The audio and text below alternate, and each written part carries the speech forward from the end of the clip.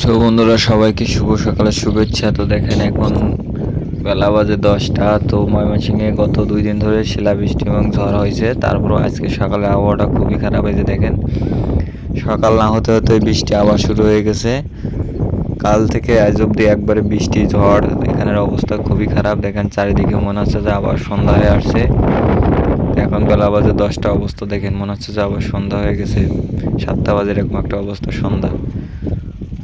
তো আমাদের এখানের অবস্থা খুবই খারাপ।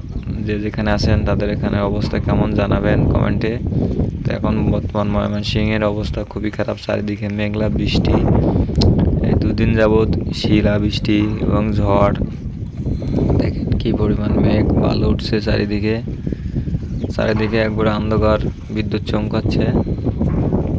অবস্থা খুবই খারাপ। তো বন্ধুরা, ভালো থাকবেন সবাই।